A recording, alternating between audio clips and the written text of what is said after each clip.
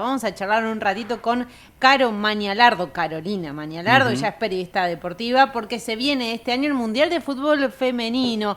Buenos días, Caro, ¿cómo te va? Aquí Humao y Virginia, te saludamos. Hola, muy buenos días chicos, buen día para ustedes y para todo el equipo de trabajo. Muy bien por acá. Bueno, ¿cómo van los preparativos para el Mundial? ¿En qué instancia estamos? Bueno, ahora se están jugando los últimos repechajes, de hecho hoy se juega el último repechaje para definir a los 32 equipos que juegan este mundial. Tuvimos estos últimos días los partidos eliminatorios y, bueno, por ejemplo, Chile estuvo muy cerquita de poder acceder a este mundial, pero perdió anoche frente a Haití por 2-1. También anoche se definió el partido entre Portugal y Camerún, ganó Portugal, así que accede al mundial, y hoy se juega el último pasaje entre Paraguay y Panamá a las 22 horas de Argentina, que se puede seguir se sigue la transmisión a través del canal oficial de FIFA. Con eso tendríamos los 32 equipos que van a estar jugando este mundial de fútbol femenino de Australia-Nueva Zelanda, que comienza el 20 de julio. Claro, claro. 20 de julio. ¿Y está todo preparado ya para el inicio del Mundial? ¿Está todo más o menos organizado o todavía no, Caro? Sí, sí, porque además tanto en Australia como en Nueva Zelanda se están jugando mucho de los partidos también amistosos. De hecho, la selección argentina está haciendo una especie de preparación allá. Tuvo un partido amistoso contra Chile que le ganó 4-0, después jugó contra Nueva Zelanda, también ganó 2-0. Esta noche a partir de las 3 de la mañana, o sea, bueno, ya jueves, pero esta noche a partir de las 3 de la mañana va a tener su siguiente partido amistoso preparatorio para el Mundial, así que ya se está viviendo el clima mundialista, y de hecho los partidos tienen bastante presencia de hinchas. Lo comentaba el otro día una de las jugadoras argentinas, el hecho de estar tan lejos del país, pero de sentirse tan acompañada, porque la gente está yendo a los partidos amistosos incluso, así que hay una buena previa. Claro. ¿Y cómo llega la Argentina, la selección argentina a este mundial? Bueno, llega con todo un proceso que tuvo, que habría que analizarlo desde el último mundial a este. Argentina clasificó en Francia 2019, después de lo que fue una actuación histórica, porque venía de la fase clasificatoria y con una selección y con un grupo de jugadoras que venían reclamando ciertos derechos que no estaban siendo respetados. El caso de, por ejemplo, tener su propia ropa, tener los viáticos para poder viajar a entrenar. En el medio de toda esa clasificación previa a Francia 2019, las jugadoras de la selección hicieron distintas manifestaciones reclamando esto. Se logró el pase histórico al Mundial. Hacía muchos años que Argentina no estaba en una Copa Mundial. Se llegó a Francia y pudo jugar los 3 primeros partidos, que son los de la primera ronda, con actuaciones históricas. De hecho, contra Escocia fue como uno de los partidos más recordados. Lamentablemente no pasó de ronda, pero sentó las bases para un crecimiento. Lo que ocurrió es que en uno de esos últimos partidos, la capitana y vocera de la selección, que era Estefanía Banini, la gran referente que tenemos, alzó la voz para que el proceso sea de otra manera, para profesionalizar todo, y bueno, ahí ocurrieron algunas internas que tuvieron que ver, por ejemplo, con que se decidiera sacar a Banini de la selección durante un año y medio. Nos perdimos a la mejor jugadora de la Argentina durante un año y medio. Eso fue un recambio, tanto generacional como de cuerpo técnico. Salió Borrello, está Portanova, y hay un crecimiento, no tanto por la selección en sí, sino porque el fútbol argentino ha crecido mucho. Entonces llega bastante bien la selección argentina. Los partidos previos vemos una idea de juego que se sostiene, pero la va a tener difícil en el Mundial porque se enfrenta contra equipos bastante fuertes. Caro, buen día, ¿cómo estás? ¿Cómo estás? Yamila está prendida a fuego, ¿no? Goleadora de la selección en los últimos partidos.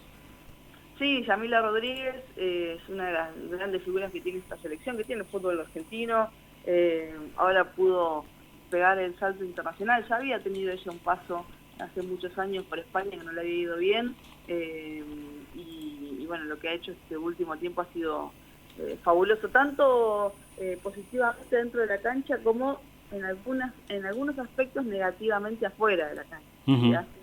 Ella figura en algunas polémicas, por ejemplo, con el caso Villa en Boca. Sí, bueno, es Claro. fan de Villa, digamos. Sí, bueno, por eso ahí me guardo el comentario, pero sí, es una gran referente, eh, desde lo positivo, dentro de la cancha es una gran referente. Claro, lo mencionaba porque, bueno, incluso en las redes sociales de la FIFA la han promocionado mucho por las últimas jugadas que ha hecho, bueno, por su figura dentro de la cancha, ¿no? Sí, tal cual, veníamos de tener a Estefanía Banini como la única argentina en el equipo ideal mundial el año anterior, y en 2022 Yamila fue destacada dentro de las mejores jugadoras. Estaba en una clasificación, digamos, para ser una de las mejores jugadoras, porque lo que había hecho con la selección argentina el último año era impresionante, así que Ujú. sí, ha tenido un gran año. Detalles de color, ¿la selección va a jugar con la camiseta con las 3 estrellas, por ejemplo? Sí, sí, sí, sin duda. Debería, Debería, claro. ¿no? Sí, sí, sí, sí. Ya por lo menos hemos dado el paso de que las jugadoras no tengan que jugar con la ropa vieja que dejan los varones. Ya han habido algunas cosas positivas, así que sí, sin duda que Argentina va a jugar el femenino juega con lo mismo que juega el masculino.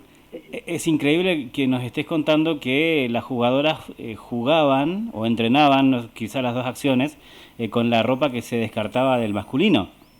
Siempre fue así, sí, sí. Tremendo.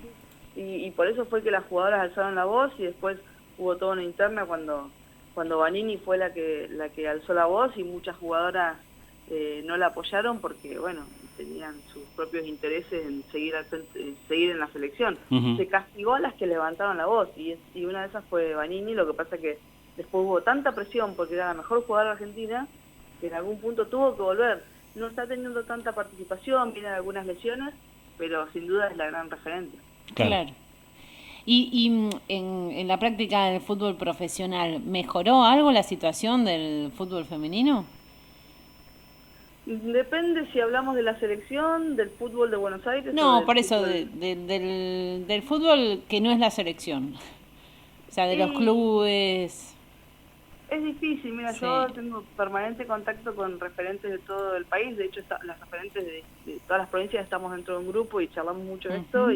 y nada, hay pequeños cambios. Bueno, nosotros acá en Neuquén tenemos algunas mejorías, en Río Negro lo mismo, con la Liga Confluencia, pero son mínimos porque también hay una cuestión que tiene que ver con los clubes, como bien decías vos, con la infraestructura, con las inversiones.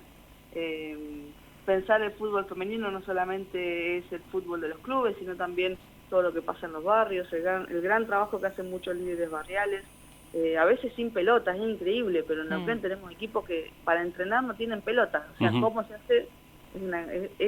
Siempre el fútbol femenino está atravesado por el sacrificio, por lo autogestivo, porque las pibas venden empanadas para conseguirse una pelota, porque es muy difícil, muy difícil. Sin embargo, aún en esas condiciones tenemos muchísimo talento. De hecho, se están yendo muchas jugadoras a Buenos Aires, tenemos referentes en otros países, tenemos una neuquina en Estados Unidos, tenemos una neuquina en Polonia.